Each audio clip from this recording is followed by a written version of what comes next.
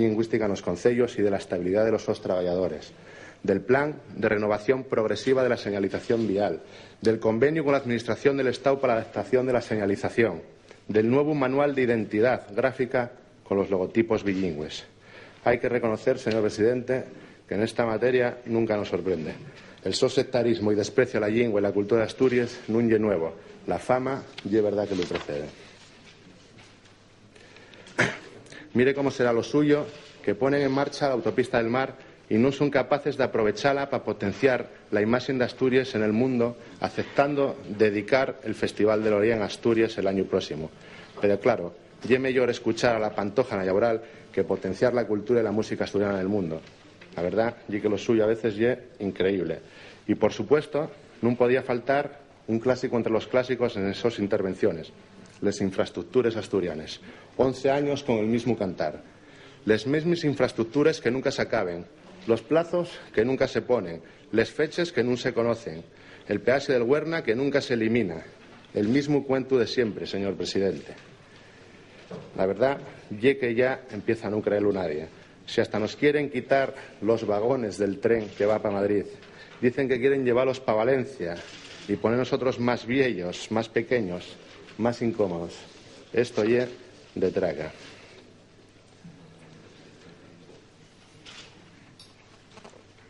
Ciertamente, ciérrase una etapa política en Asturias.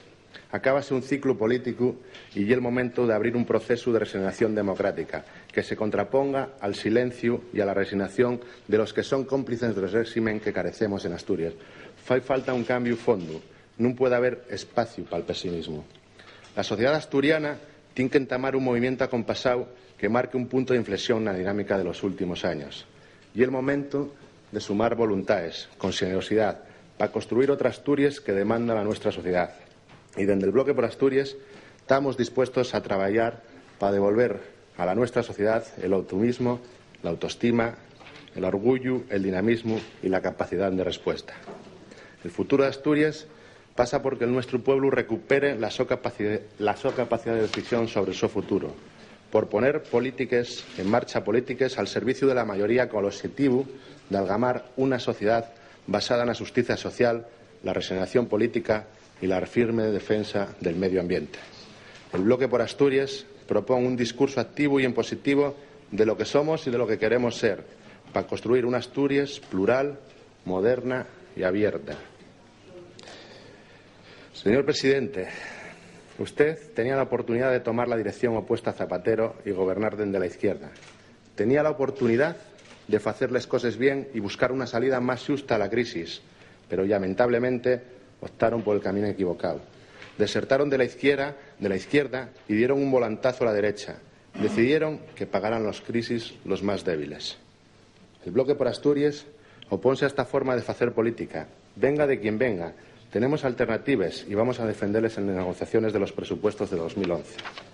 Porque é posible articular otras políticas basadas en la justicia social, el reparto de sacrificios para proteger lo prioritario, crear empleo, luchar contra el paro, impulsar la actividad económica, garantizar los servicios públicos y las políticas sociales.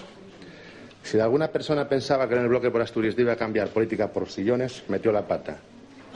La salida a la crisis en Asturias pasa por una verdadera reforma fiscal, amplia y progresiva, por una verdadera política de austeridad, erradicando todo lo superfluo en la administración asturiana, por la movilización del mayor volumen de recursos para financiar lo prioritario, creación de empleo, impulso de la actividad económica, garantizar la calidad de la sanidad y la educación públicas y reforzar las políticas sociales.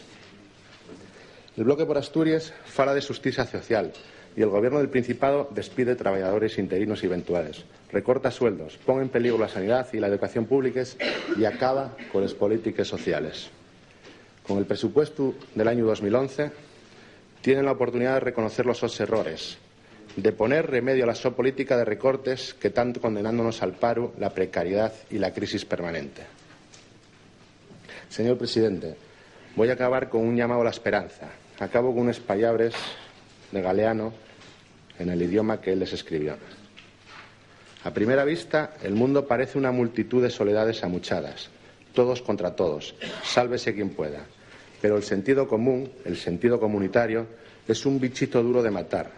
La esperanza todavía tiene quien la espera, alentada por las voces que resuenan desde nuestro origen común y nuestros asombrosos espacios de encuentro.